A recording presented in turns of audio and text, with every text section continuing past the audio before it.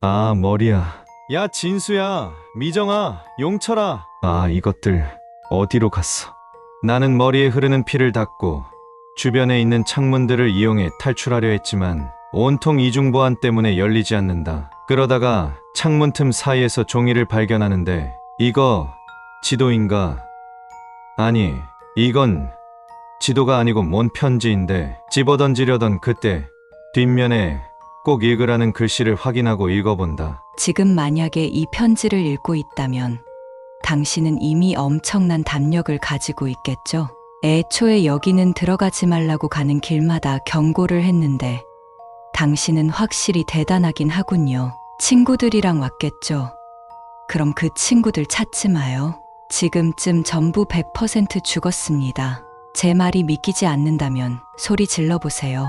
여긴 울리는 구조라 듣는다면 그 친구들도 반응할 거고 아니면 이 말 꺼내긴 저도 싫네요. 지금 핸드폰을 켜놓은 상태라면 신고할 수 있다는 희망은 죄송하지만 버리세요. 여기서부터 반경 3km까진 인터넷 자체와 전화통신 자체가 되지 않아요. 그렇지만 매일 아침 8시마다 SECON 경비대원들이 병원을 순찰하러 오는데 그때까지 버티셔야 합니다. 당신은 지금부터 이 미친 곳에서 살아남기 위해 마지막 발악을 할 준비를 해야 해요. 미안하지만 당신의 친구들이 영혼 없는 목소리로 당신을 6번 부른다면 이제 당신은 정신력이고 나발이고 그냥 그 목소리가 안 들리는 범위 아무데로 뛰어야 돼요. 그 소리에 반응하는 순간 당신은 끔찍한 걸 경험하게 될 것입니다. 그 대신 도망치는 대신에 1, 2, 3층으로 도망쳐도 그 외의 층은 가지 마세요. 그것들은 매일 밤마다 새로운 식량을 찾기 위해 준비하고 있습니다. 만약 당신이 4층으로 올라온다면 그냥 당신을 쫓는 당신의 친구들 영혼에게로 뛰어가서 자살하세요. 그게 죽어서도 제일 후회 없다고 생각들 겁니다. 그것들의 정체를 알려고 절대 시도조차 하지 마세요. 그들은 뒤도 보고 있고 당신이 몰래 훔쳐봐도 빛의 속도보다 더 빠른 속도로 당신을 집어삼킵니다. 이건 거짓말이 아닙니다. 저희 경비팀이 직접 드론을 날려 촬영했지만 4층 접근 동시에 부서지더라고요.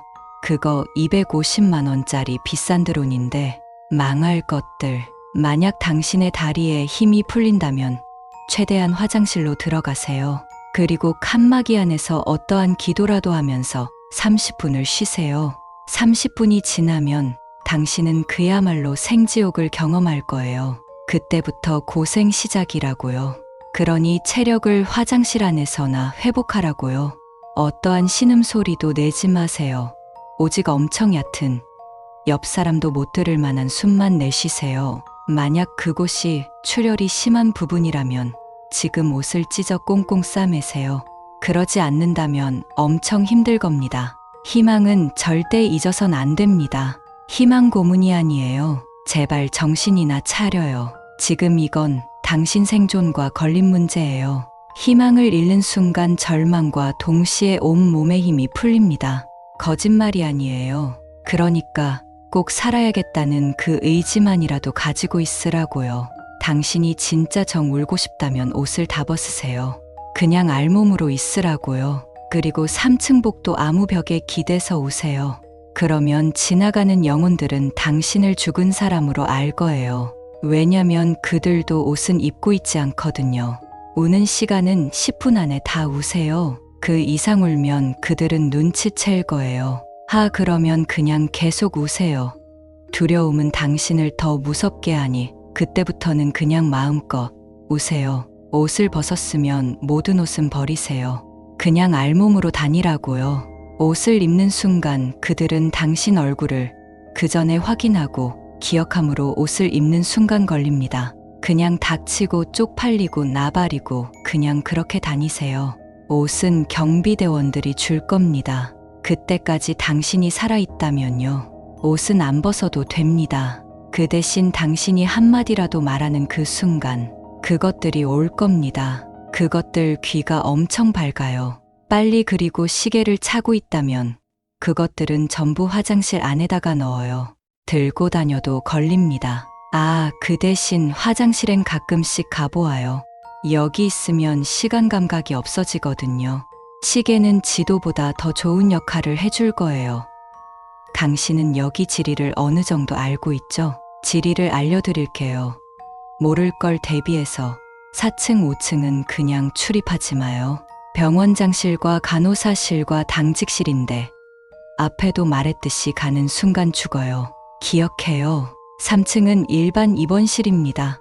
여기서도 이 병원에 영혼들이 많아요. 2층으로 내려가기 전에 퇴원합니다. 그동안 저에게 간식과 사랑을 주셔서 감사합니다. 3번만 크게 말하세요. 그냥 크게요. 그러면 당신을 해치지 않을 겁니다. 그 소리를 내지 않으면 당신은 매우 위험해집니다. 그들은 정없는 걸 극심히 싫어해요. 감사함을 표현이라도 해줘요. 믿기지 않는다면 당신 마음대로 하세요. 아, 그리고 지금 당장 뛰어가세요. 제일 중요한 건 한 장소에 10분 이상 있으면 안 돼요. 지금 뛰어가서 2층으로 가시기 전에 9번 항목을 외치고 내려가세요. 그리고 그 외엔 절대 말해선 안 됩니다. 옷을 벗기 싫다면요. 2층은 중환자실 겸 수술실도 있고 옆엔 소독실, 수술기구가 있는 구조입니다. 당신은 여기까지 잘 왔습니다. 이제 버티는 건 여기서 버티시면 됩니다. 일단 도착과 동시에 소독실로 가세요. 수술실, 중환자실만은 절대 안 됩니다. 그곳에 가는 순간 나갈 수 없게 될 거예요. 그냥 들어가지를 마세요. 제발 왜 사람들은 호기심을 못 눌러서 죽음에 이르게 되나요? 왜 소독실에 들어오신다면 린넨실이 그 안에 있을 겁니다. 소독실 안에는 시계가 있습니다. 그게 약이 다 안 달았다면 당신의 시계와 똑같이 잘 작동합니다. 이제 모든 전자기기를 소독실 밖으로 힘껏 던지세요. 비싼 거든 나발이든 던져야 당신의 위치를 그들에게 걸리지 않아요. 시계가 작동 안 한다면 마지막으로 당신의 전자시계 시간을 확인하고 알람을 7시 58분으로 맞춰놔요. 그리고 복도로 힘껏 던져요. 그러면 7시 59분에 울릴 겁니다. 그때 1층 출구로 힘껏 뛰세요. 경비원들하고 만날 수 있습니다. 린넨실에 들어왔으면 환자복이 많을 겁니다. 그냥 그 옷을 입도록 해요. 옷이 남아있거나 옷이 곰팡이가 피지 않는다면, 만약 옷이 없다면 그냥 옷을 탈의하시고 주변 이불로 추위로부터 막으세요. 여기 온 순간부터는 그냥 이불로만 버텨야 돼요. 그리고 원래 짐들은 싹 다 복도 밖으로 던져요. 최대한 멀리요. 당신의 위치를 걸리지 않기 위해서입니다. 린넨실 안에서 밖에 전자워치가 울릴 때까지 그냥 버티세요. 이불로 꾹 뒤집으시고 있고 절대 어떠한 소리도 내지 마세요. 과호흡은 당신을 피곤하게만 만들 겁니다. 그러니까 제 말을 들어요. 소독실 밖에서 당신을 부르는 말들은 싹 다 무시하세요. 그것들은 거짓입니다. 오직 아침 8시에 오는 경비원들만 믿어야 합니다. 당신 친구들은 이제 없는 취급하세요. 이제 그들은 살아있지 않다고요. 소독실 문은 무조건 잠그세요. 만약 잠그지 않는다면 매 시간마다 소독실로 쳐들어오는 그것에게 걸려 개죽음보다도 못하는 신세를 경험할 겁니다. 이중장치입니다. 빨리 닫아요. 안에서만 열 수 있지 밖에서는 열 수 없는 구조랍니다. 여긴 방음이 잘 안 되니 밖 소리는 다 들을 수 있어요. 만약 그것이 문을 억지로 열려고 문을 부순다면 그때는 숨을 참으세요. 어떠한 숨도 내쉬면 안 돼요. 이불 안에 들어가서 숨을 참으라고요. 아, 숨은 진짜 살살 내쉬어서 버틸 수 있게 하고 만약 발소리가 가까워진다면 숨을 마음속으로 60초 세면서 숨 참고 눈도 감아요. 그러면 그것은 나갈 겁니다. 만약 그것이 당신의 이불을 터치한다면 그냥 살려달라고 소리 지르세요. 다른 영혼에게 당신을 잡아가라고 소리를 지르라고요. 그럼 죽어서도 후회는 하지 않아요. 정말입니다. 전자시계가 울린다면 1층 출구로 그냥 뛰어야 합니다. 신발도 신지 말고 뛰어야 돼요. 최대한 온 힘을 다해서 뛰어야 합니다. 1층 출구에 도착한다면 경비원들이 문을 열고 있을 겁니다. 그러면 그들을 향해 내가 이겼어요. 내가 도망쳤다고요. 소리 지르면 당신을 구조할 겁니다. 이제 안심하셔도 좋아요. 이거란 말이지. 어떡하냐. 벌써부터 춥다. 눈물도 나오고. 일단 2층으로 간다. 이 수칙서는 대한민국 재난안전대책본부에서 배부한 수칙서임을 알림. 이 앞은 명진터널입니다. 제발 돌아가 주시길 바랍니다. 이 앞은 명진터널입니다. 제발 돌아가 주시길 바랍니다. 이 앞은 명진터널입니다. 제발 돌아가 주시길 바랍니다. 이 경고를 무시하고 이 터널에 진입하였을 경우 일어나는 모든 일들은 대한민국 정부에서 책임지지 않습니다. 지금이라도 늦지 않았습니다. 부디 이곳에 진입하지 마시오.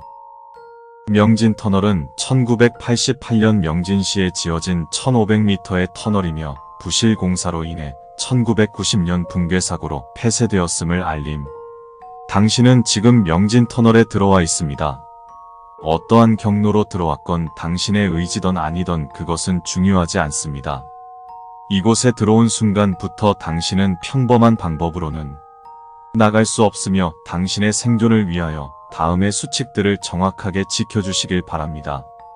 그 무엇보다 당신의 생명은 당신 생각보다 가치가 있다는 점을 알아두십시오.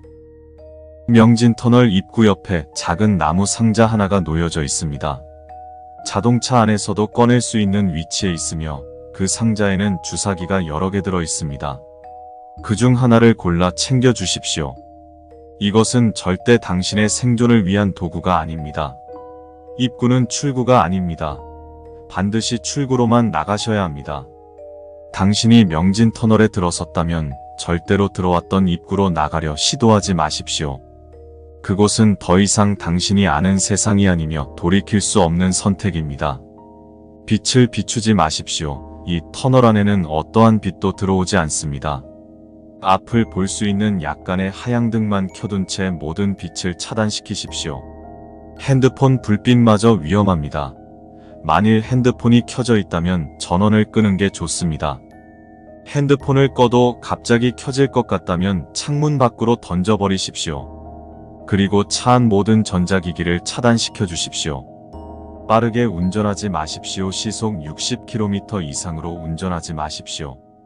이 터널은 1500m라고 알려져 있지만 시속 60km 이상으로 운전하여 빠르게 이 터널을 나가려고 할 경우 당신은 끝없이 늘어나는 이 터널에서 빠져나올 수 없습니다. 위를 올려다보지 마십시오.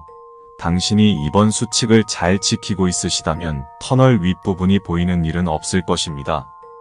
빛이 없더라도 위를 보는 행위를 하지 마십시오. 위에서 어떤 소리가 들려도 위를 보고 싶은 충동이 생겨도 참으셔야 합니다.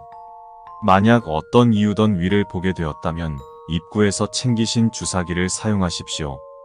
터널 속 살아있는 인간은 당신뿐임을 잊지 마십시오. 아래는 터널에서 마주칠 수 있는 존재들에 대한 대처법입니다. 붉은색 원피스에 야구모자를 쓴 키가 큰 여성. 그녀는 아무 말 없이 손을 내밀며 히치하이킹을 시도할 것입니다. 당신은 그녀를 태워주고 싶은 강한 충동을 느끼시겠지만 참아내십시오. 절대 그것과 눈을 마주치지 마시고 그냥 무시하고 지나가십시오. 그것을 지나쳐갔음에도 앞에 또 그녀가 보인다면 죄송합니다. 주사기를 사용하십시오. 한쪽 다리가 없는 노인. 그 노인은 당신의 앞을 가로막고 당신에게 자신의 손녀를 보았냐며 물어볼 것입니다. 절대 창문을 열지 말고 손가락으로 뒤편을 가리키십시오. 이때 절대 말을 해서는 안 되며 그렇게 한다면 노인은 사라질 것입니다. 양팔이 없는 여자아이. 그 여자아이는 자신을 지수라 소개하며 할아버지를 찾고 있다고 말할 것입니다. 그녀에게 할아버지는 집에 가셨어 라고 말한 뒤 최대한 빨리 그곳에서 벗어나십시오. 뒤에서 어떤 소리가 나던 절대 뒤를 돌아봐서는 안 됩니다. 신속하게 벗어나십시오. 앞서 서술되지 않은 존재를 마주칠 시 자신의 판단에 맞게 대처하시되 절대 차 밖으로 나가려는 행동은 하지 마십시오. 갈림길이 나왔을 경우 이 터널은 직선으로 된 1500m가량의 터널입니다.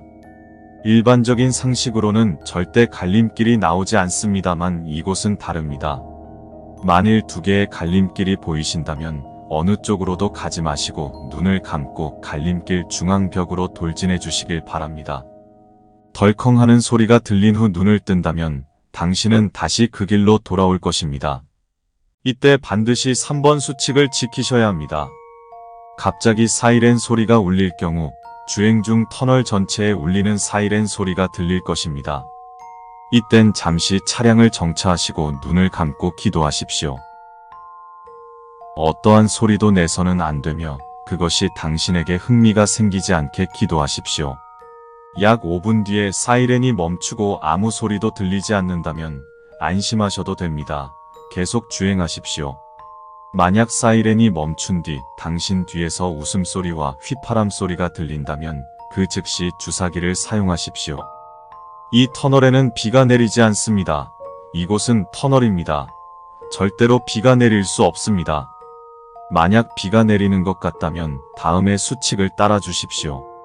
검은 비가 내릴 경우 밖으로 나가 검은 비를 맞으며 우리와 하나가 되는 느낌을 즐기시길 바랍니다. 우리는 새로운 친구를 언제나 기다리고 있답니다.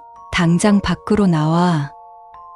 붉은 비가 내릴 경우 전속력으로 그곳을 빠져나오십시오. 이때는 3번 규칙의 내용을 무시하셔도 괜찮습니다. 붉은 비는 천장 위 그것들이 아직 배가 고프다는 신호입니다. 하지만 그곳에서 빠져나온 뒤 차 천장에서 무언가 긁는 소리, 웃음소리가 들린다면 재빨리 주사기를 사용하십시오. 갈색 비가 내릴 경우 당신은 운이 매우 좋은 편입니다. 갈색 비가 내릴 경우 그들이 허락되지 않은 이곳을 방문한 당신을 동정하고 있다는 뜻입니다. 이는 매우 드문 현상이며 당신은 천천히 눈을 감고 그들의 명복을 빌어주십시오. 그 후 천천히 잠이 들면 그들은 당신을 그곳에서 내보낼 것입니다.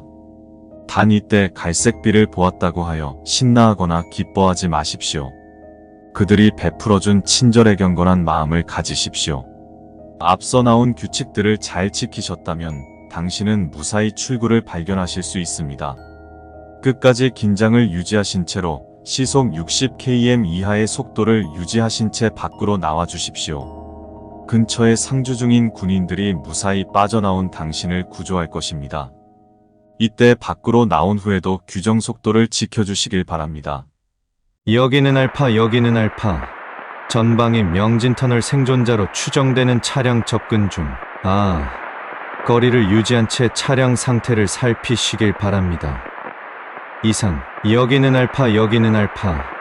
제1급 정신오염체 갈색비의 망령으로 확인됨. 즉각 사살함.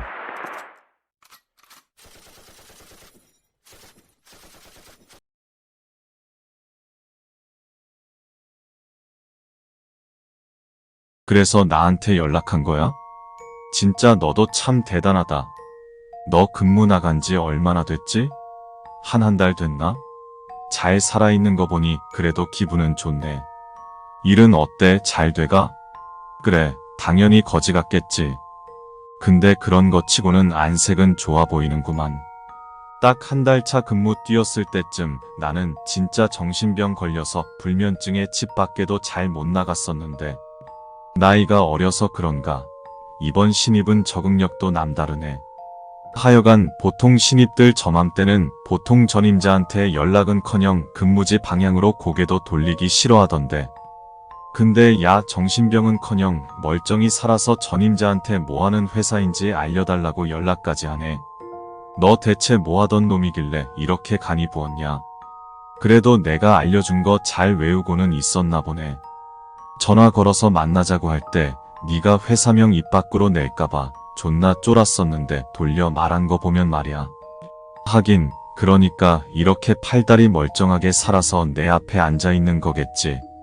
여기서는 해도 돼? 내가 괜히 너 근무지 근처로 불러낸 거 아니야. 일단 나도 한때 근무자였으니까 우리 사이에는 무슨 말해도 괜찮아. 단 근무지 반경 1km 안에서만 그 반경 이상으로 퍼지면 좆되는 거고. 어쨌든 서론이 길었지? 솔직히 이쪽 관련된 얘기하는 거 썩 유쾌하진 않으니까 빨리빨리 설명할게. 여기가 뭐 하는 데냐면, 이걸 뭐라 해야 하지? 내 말이 존나 허무맹랑하게 들릴 수도 있는데, 아니 이미 근무 뛴 새끼니까 뭔 말을 해도 믿겠지. 그러니까 사실 세상이 하나가 아니고 우리가 사는 쪽이랑 또 다른 쪽 이렇게 나뉘어져 있다더라. 하여간 그 지긋지긋한 새끼들 지들 세상에만 처박혀 있으면 좋을 텐데 우리 쪽으로 자꾸만 기어 쳐나오니까 문제가 생겼던 거지. 너도 봤겠지만 그놈들이 여기 와서 조용히 구경만 하고 돌아다녔겠냐? 물론 그 새끼들 기준으로는 어쩌면 예절 이빠이 차린 관광이었을 수도 있었겠지만 우리 입장에서는 전혀 아니었거든. 그래서 그놈들이랑 계약 비슷한 걸 했다더라. 그쪽 것들한테 여기가 있는 식사를 공급해주는 대신 대가로 이쪽 세계에서 깽판 못 치게 말이야. 그 계약의 결과로 만들어진 게 주식회사 산무고. 응? 방금 가 뭔지 안 들렸다고? 아, 맞다. 이거 짬 안 차면 단어 안 들리게 락 걸어놓은 거야.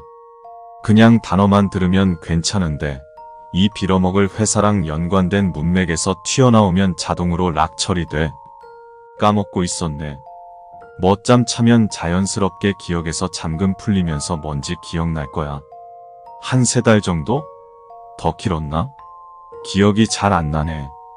참고로 그 계약이 엄청 절대적인 거라 함부로 못 어긴다는데 어기면 어떻게 되냐고. 그걸 내가 어떻게 아냐. 알면 저기 높으신 분들이랑 별장에서 같이 한 잔 때리고 있었겠지. 그건 네가 알아오면 좋겠네. 너 적응력 좋으니까 금세 위로 올라갈 것 같아서 하는 말이야. 물론 농담이고. 그러니까 결론만 말하자면 주식회사 산무는 우리 세상이랑 저쪽 세상에 각각 지부가 하나씩 있는 형태야. 그리고 파트너 애들은 저쪽 지부에서 이쪽으로 파견온 직원이고 산속 농장 관리하는 농부들도 다 저쪽에서 계약 맺고 파견 나온 것들이야. 별로 놀랍지도 않다는 표정이구만. 하긴 저기 들어가서 한 달 동안 못 볼 꼴 보고 나오면 뭘 들어도 담담해지긴 할 거야.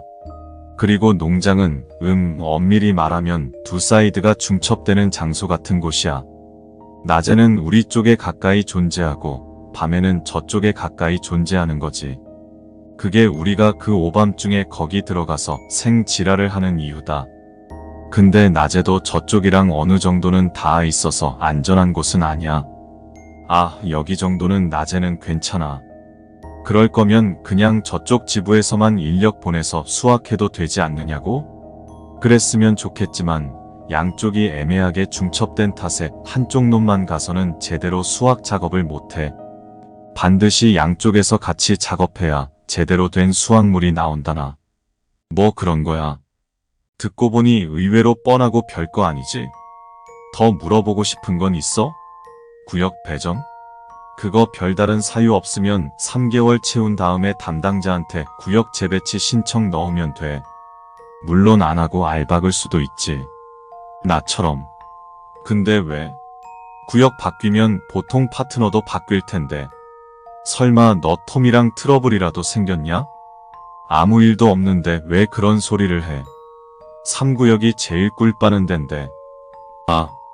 금전 문제면 어쩔 수 없지. 3구역에서 재배치 요청하면 대충 뒤지거나 빈 놈들 아니면 마침 구역 재배치 신청한 다른 놈들이랑 맞바꿔서 꽂아줄 거거든. 보통 그 정도 뛰고 살아있으면 파트너도 어느 정도 말이 통하거나 서로 합을 대충이라도 맞췄을 테니 재배치 신청 잘 안 할 거고.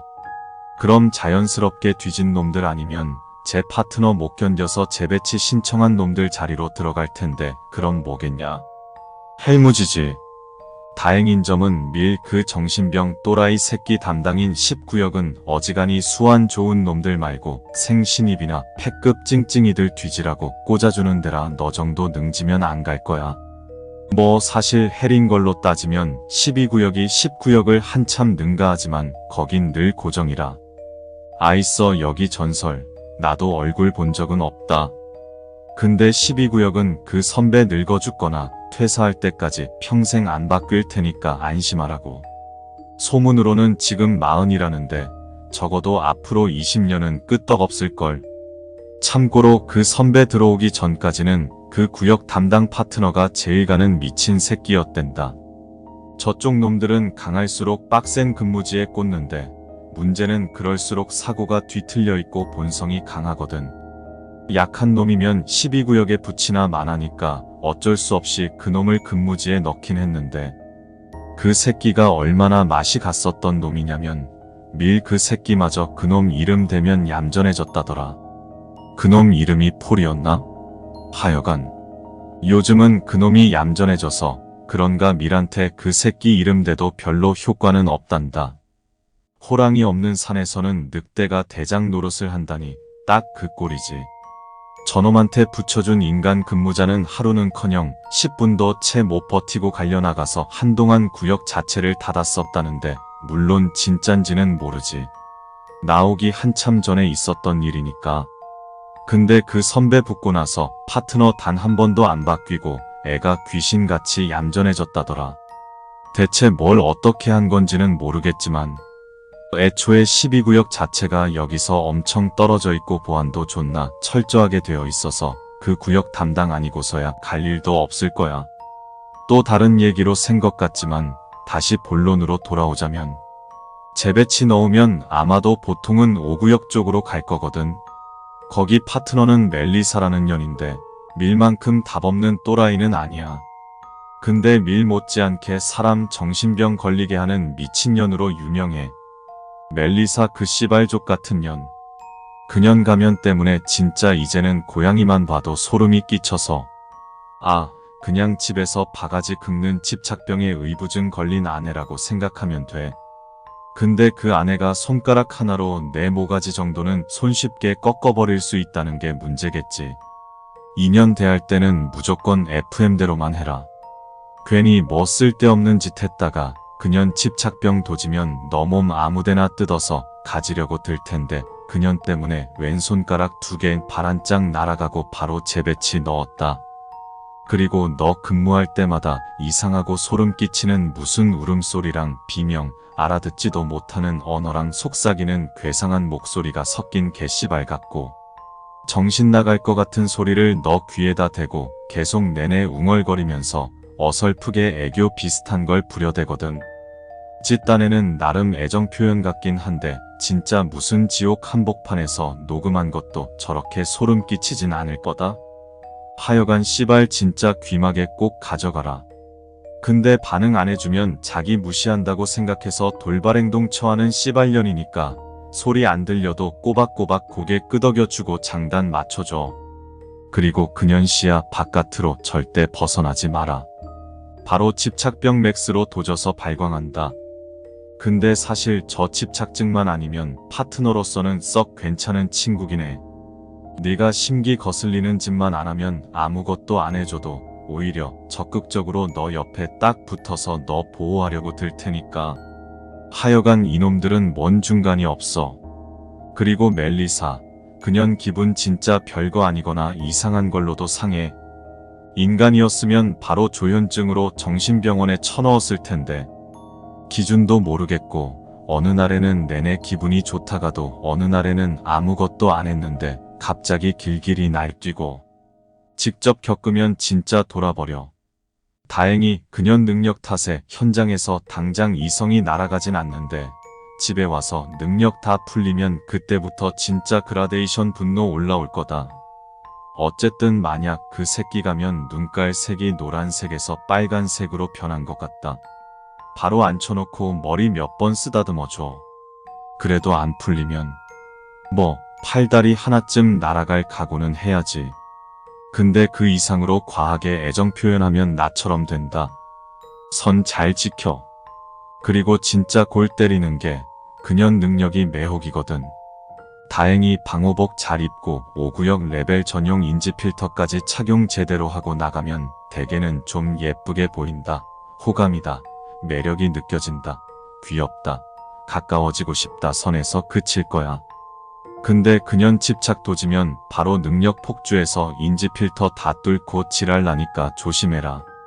그때 진짜 뒤질 뻔 했는데 마침 그날 3구역 전임자가 연차 쓰는 바람에 퇴근하던 톰이 나 발견해서 진짜 구사일생으로 살아남았던 거야. 뭐 이것도 인연이라면 인연이겠지. 아무튼 너가 5구역 간다면 내가 조언해줄 수 있는 건 딱 이 정도야. 나머지는 그냥 덜도 말고 더도 말고 딱 FM대로만 해라. 그나저나 톰 그놈 진짜 정 많이 들었는데 내가 여기 퇴사하고 그리운 게 생길 줄은 꿈에도 몰랐었는데 말야. 이젠 길 가던 게만 봐도 그놈 생각나서 뭐 강아지나 한번 키워보려고 생각 중이야. 하여간 정이란 게 진짜 존나 무섭다니까. 그래서 그 새끼 잘 지내냐? 하여튼 새끼 여전하네. 뭐? 불닭볶음면? 진짜 간이 부어도 단단히 부었네.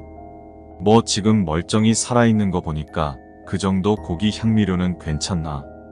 그래서 뭐라든 좋아했다고? 진짜 네 새끼는 어느 쪽으로든 크게 될 놈인가 보다.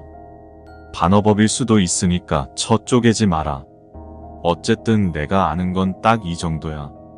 그리고 미안하지만 말이다. 이 이후로 나한테는 연락 그만해줬으면 좋겠다. 인간적으로 네가 싫은 건 아니지만 아무래도 더 이상 이쪽에 얽히는 건 영. 나도 이제는 평범한 삶을 살고 싶어.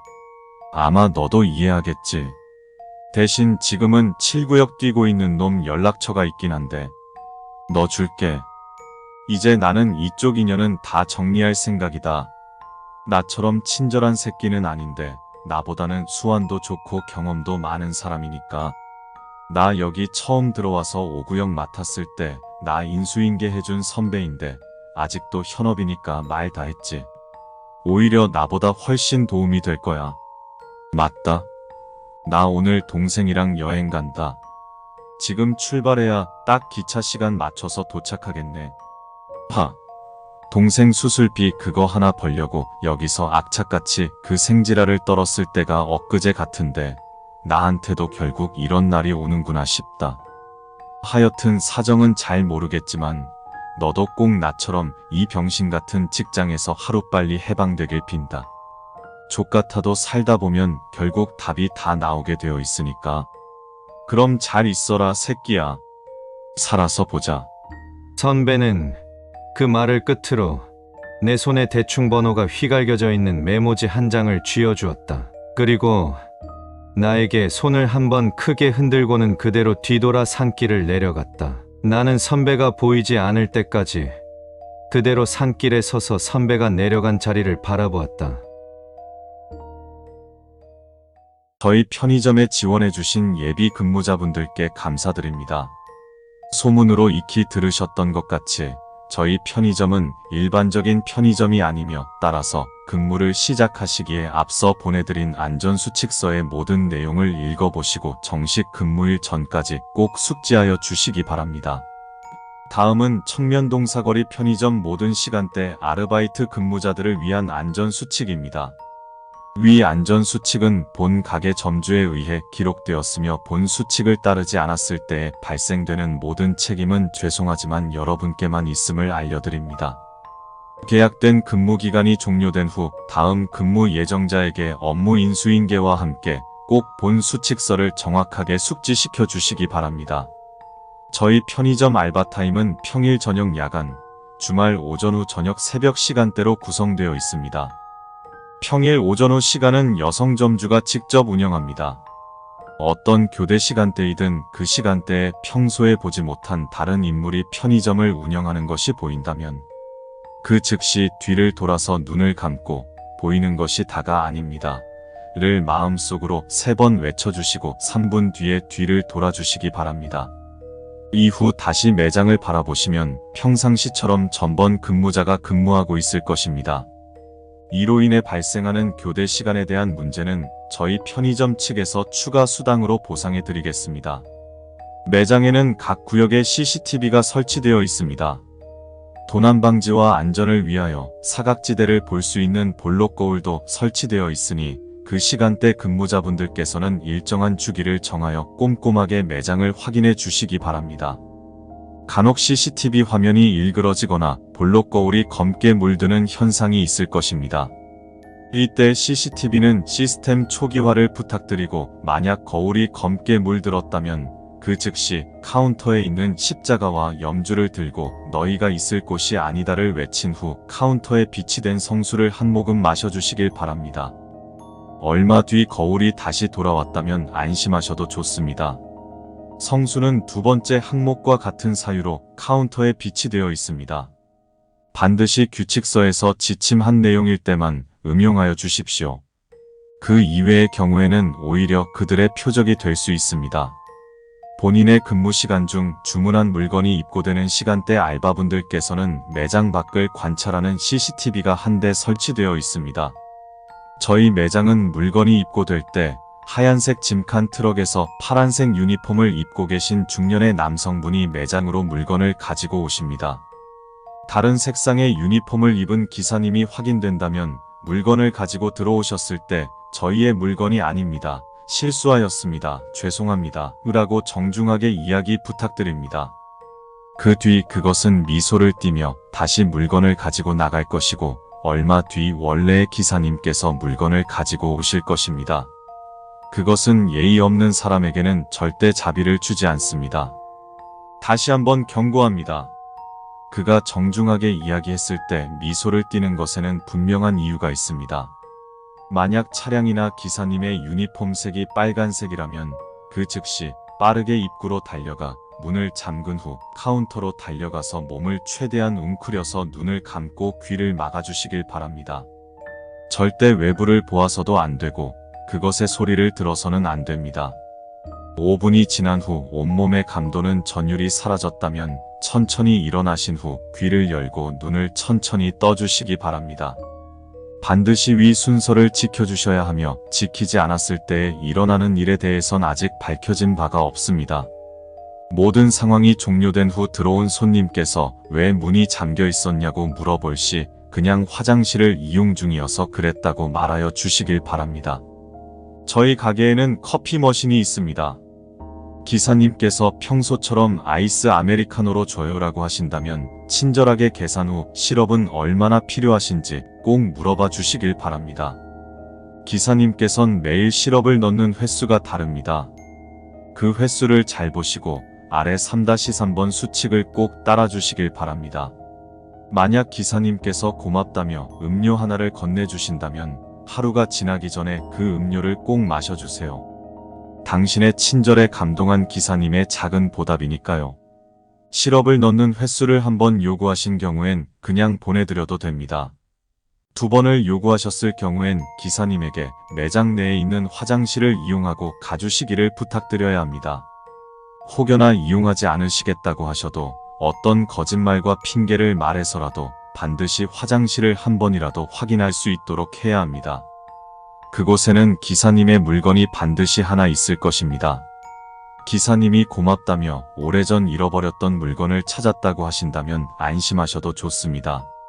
3번 요구하신 경우엔 3번 항목에서 모두 정상적이었다고 하더라도 그것은 더 이상 우리가 아는 기사님이 아닐 것입니다. 이때부터는 절대로 그것이 된 기사님의 눈을 마주치지 마시고 커피를 준 후에 눈을 감고 숨을 참은 후 입구 문 센서 소리가 평소와 다르게 들릴 때까지 기다려주세요. 그것은 오래 있지 않고 매장을 나갈 것입니다. 만약 위 항목을 어겼을 경우엔 그들과 같아질 수 있습니다. 그렇다면 어서 오세요. 우리는 모두 함께해요. 사건이 일단락되고 후에 점주에게 바로 연락 주시면 제가 알아서 처리하겠습니다. 그 뒤 안타까운 희생이 생긴 그 현장을 잠시나마 묵념 부탁드립니다. 손님들이 오고 가다 보면 매대의 물건 수량이 줄어들 것입니다. 가능한 근무 시간 내에 물건이 부족하지 않도록 채워주셔야 합니다. 재고는 백룸이라고 지칭하는 뒷공간에 있으며 모든 물건이 여유 재고가 항상 있진 않습니다. 간혹 백룸 문 손잡이에 빨간 핏자국이 묻어있는 경우가 있습니다. 이때에는 절대 백룸으로 들어가려 하지 마시고 조용히 매장 키를 챙겨 매장을 나온 후 즉시 문을 잠그고 입구 앞에 있는 금일 임시 휴업 표지판을 세워주시길 바랍니다. 그 뒤 점장에게 연락해 주시고 다른 장소에 방문해 주세요. 그 뒤 반드시 본인의 집으로 귀가하여 주십시오. 그렇지 않으면 위험합니다. 집은 위험하니까 꼭 다른 장소로 가야 합니다. 혹여나 중간에 이상한 내용이 포함되어 있을 시 그 문장을 무시해 주시길 바랍니다. 그날 수당은 모두 정상적으로 지급해 드리겠습니다. 자세한 이유를 궁금해하지 말아주세요. 혹시나 그것이 당신을 쫓아갈 수도 있습니다. 부디 끝까지 안전하시길 바랍니다. 어떠한 경우에도 본인의 근무 시간에 절대 집으로 귀가하지 말아주세요. 이유에 대해서는 묻지 말아주세요. 당신의 생명만 위험한 것이 아니니까요. 절대 그들을 믿지 마.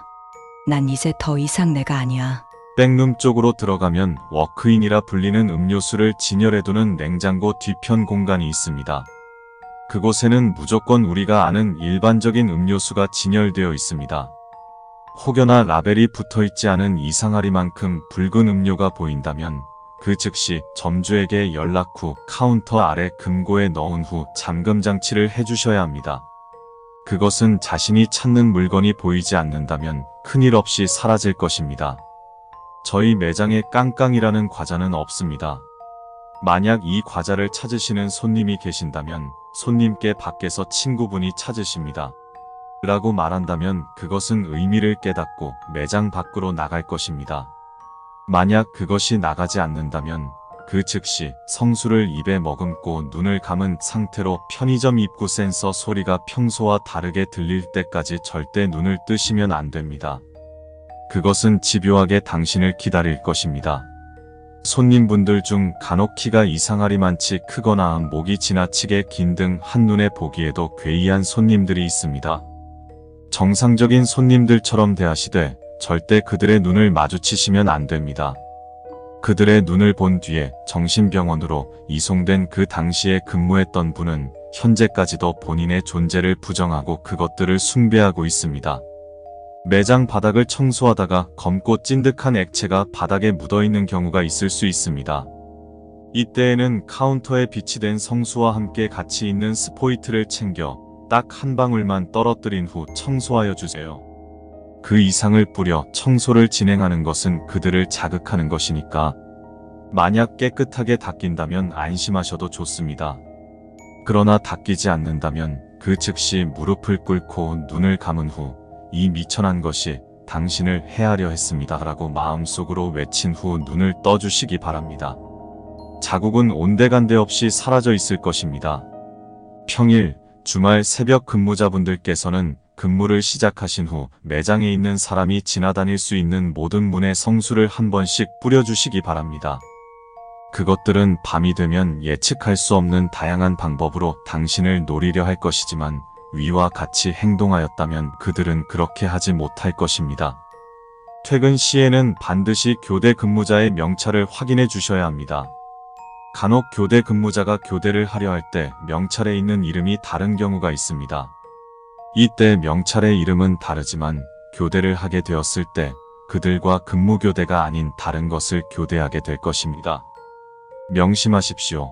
그들은 그 순간만큼은 반드시 교대자와 똑같은 모습으로 나타날 것입니다. 절대 속지 마시길 강조드립니다. 저희 편의점에는 혹시 모를 위험사고를 대비하여 카운터 아래쪽으로 긴급신고 버튼이 숨겨져 있습니다.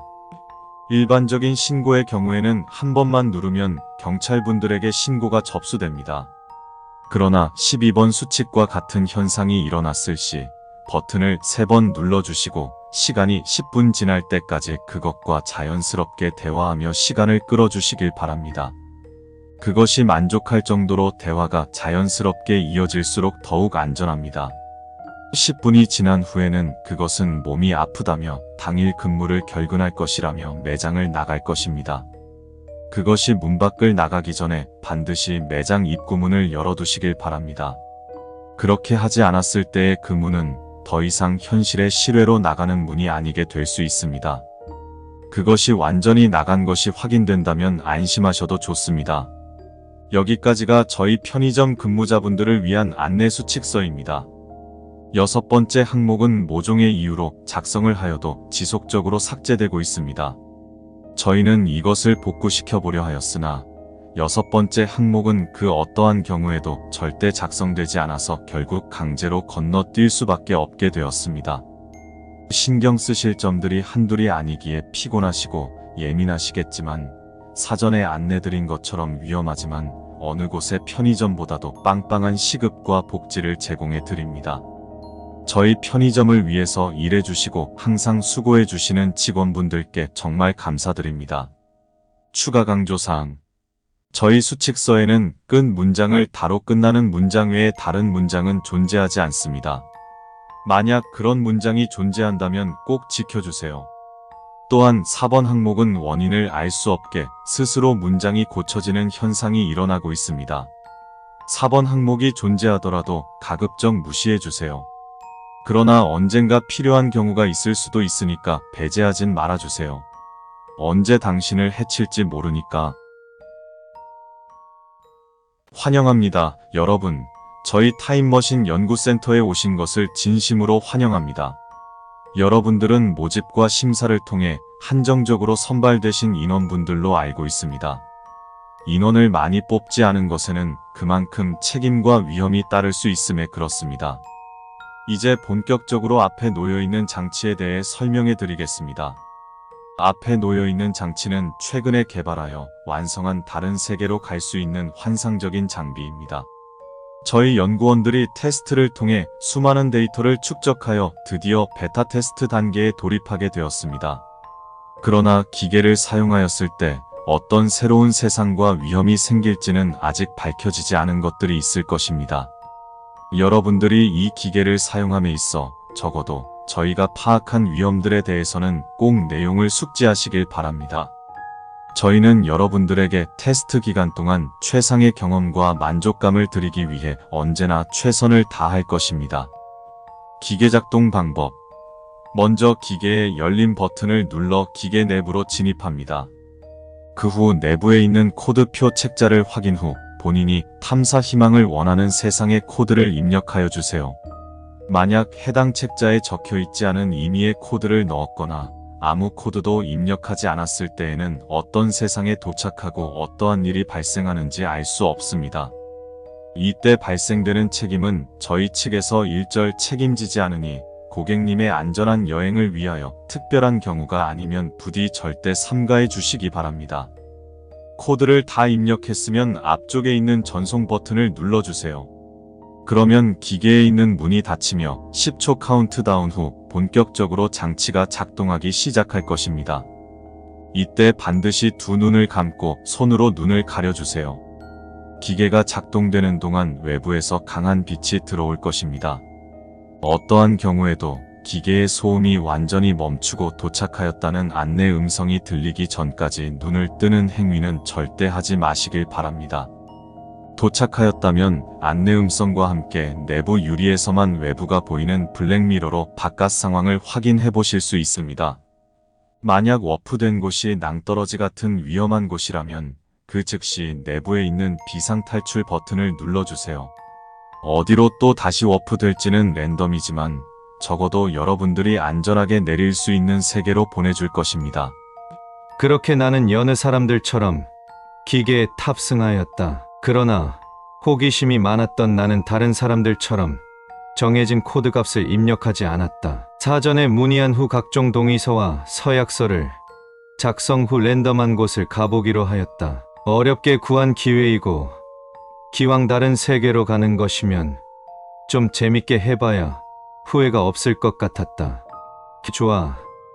이제 버튼은 눌렀으니 눈을 감고 기다려보자. 잠시 후 기계는 굉음이 들리고 감은 눈 사이로 광활한 빛이 생기는 것 같더니 몇 분이 지나고 새로운 세계로 도착하였다. 내가 도착한 곳은 겉으로 보았을 땐 처음에 기계를 작동한 곳과 다른 것이 없어 보였다. 순간 나는 기계가 작동하지 않은 것인가 하고 내리려고 하는 찰나 그것들이 모습을 드러내었다.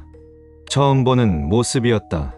우리가 흔히 아는 생물체의 모습이 아니었다. 그러나 무언가로 설명하기 힘든 모습이었다. 마치 우리가 4차원이라고 부르는 곳에 온 것처럼. 어째서인지 모르겠지만 다행히 그것들은 내가 타고 온 기계가 그 자리에 있는 것을 의심하지 않았다. 원래 이 자리에 내가 타고 온 것과 비슷한 것이 있었던 것일까? 그들이 사라진 후 나는 조심스럽게 내려보았다. 처음 들어왔던 연구실의 방과 완전히 같은 모습이었다. 그런데 무언가 이상했다.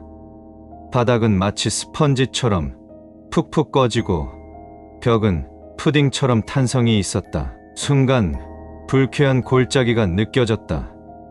이 세상은 우리의 세계와 같아 보이지만 마치 흉내낸 것처럼 우리가 알던 것들이 아니었다. 무언가 상당히 불쾌하지만 어렵게 온 곳인데 이렇게 돌아갈 수는 없다고 생각해서 연구실 같은 이곳을 탈출해 보기로 하였다. 내가 바깥으로 나왔을 때 나는 더 큰 충격을 금치 못했다. 우리가 알던 것들은 원리 원칙과 질서를 무시한 채로 지 멋대로 아무 위치에 배열되어 있었다.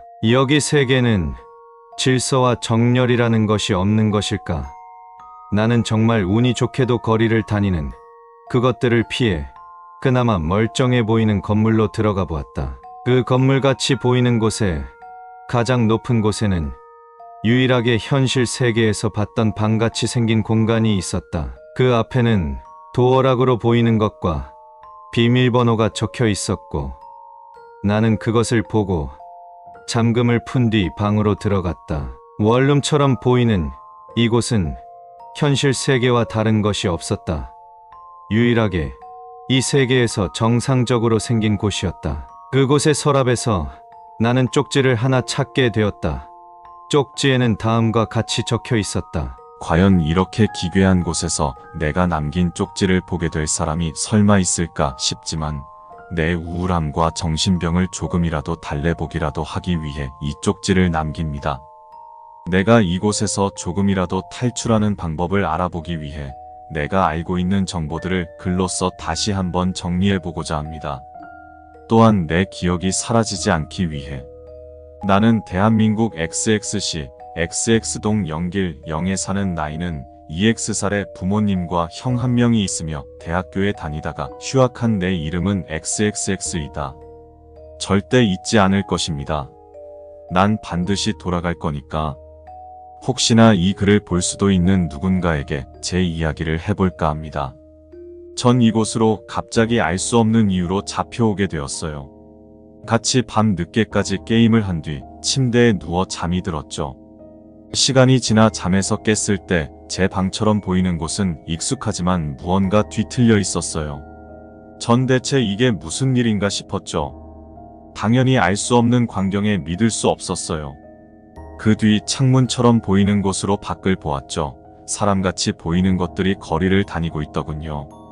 그때 전 확실히 알게 되었죠. 여긴 내가 살던 곳이 아니라는 것을. 당신도 아마 처음 왔을 때 느꼈을 거예요. 익숙하지만 불쾌한 느낌. 이 사실을 받아들일 수 없었던 전 2시간 동안 바닥에 앉아 고개를 푹 숙이고 머리를 싸맨 후 멘탈이 붕괴되고 있었어요. 어떻게든 현실을 직시하고 진정하려고 노력한 뒤 전자리에서 일어나서 방 안의 상황을 살펴보았어요.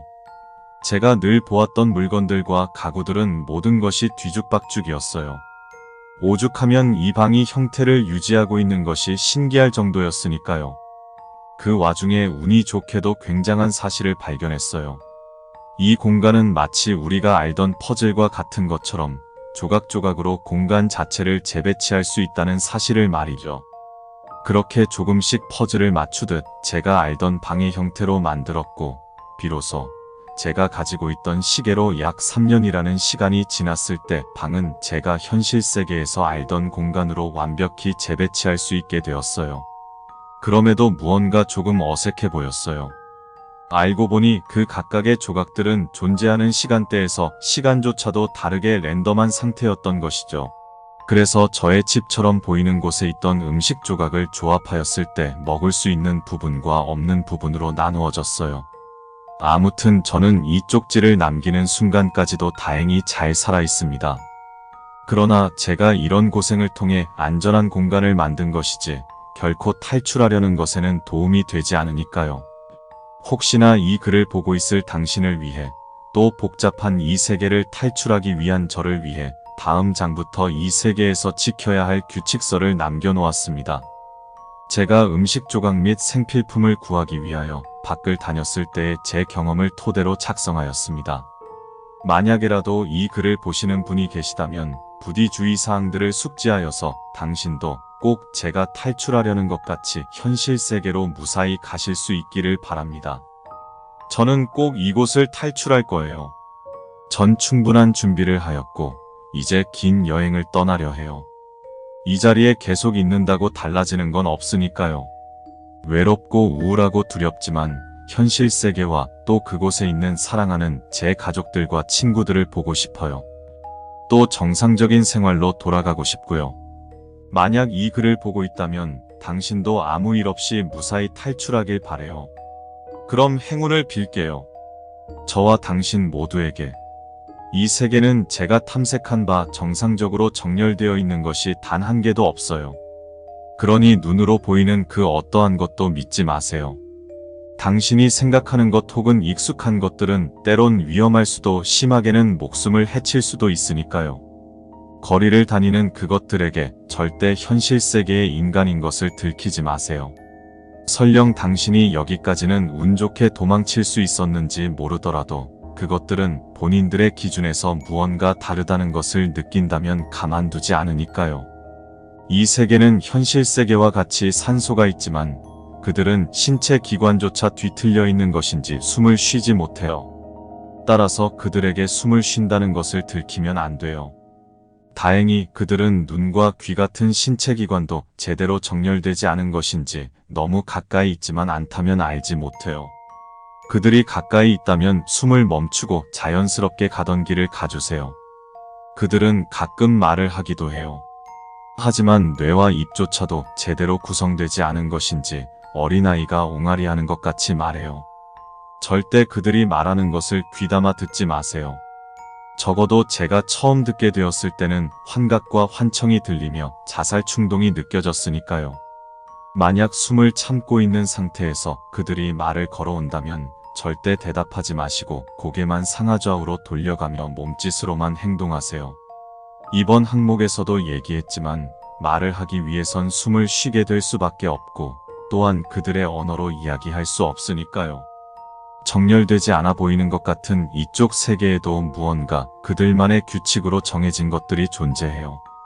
가능한 그들의 것들을 재배치하는 행동은 삼가해주세요. 제가 보기 편하게 바꾸어 놨던 것들이 어느 날 다시 갔을 때 뒤죽박죽이 되어 있었어요. 그들은 무언가 잘못되었다고 느낀 건지 한동안 그 일에 대한 원인을 찾으려 했어요. 제가 살던 방은 그 층에 있던 유일한 방이었기에 제가 건드려도 그들이 눈치채지 못했으니까요. 만약 편의점이나 마트처럼 보이는 곳이 있다면 그곳을 최우선 순위로 방문해 주세요. 앞서 얘기했듯이 그곳에서 음식과 같은 것을 찾는다면 당신의 본거지로 조각들을 가지고 와 재조립하여 온전하게 만들 수 있어요. 단 반드시 꼼꼼하게 확인한 후 정상적으로 보이는 부분만 섭취하세요. 잘못된 부분을 섭취하게 되었을 때 어떤 일이 생길지 알고 싶지 않아요. 만약 음식을 가져와서 재배열을 하지 않고 먹었다면 도와드릴 수 있는 방법이 없어요. 그냥 그들과 같이 될지도 모를 마음의 준비를 하시는 편이 나을 거예요. 이동할 때 만약 대중교통이나 차량처럼 보이는 것들이 있어도 절대 탑승하지 마세요. 1번 항목에서도 이야기하였지만 재배치를 해서 온전해진 것이 아닌 이상 사용하였을 때 어떤 위험이 발생할지 알 수 없어요. 정말 위험하니까 꼭 다시 한번 명심해줬으면 좋겠어요.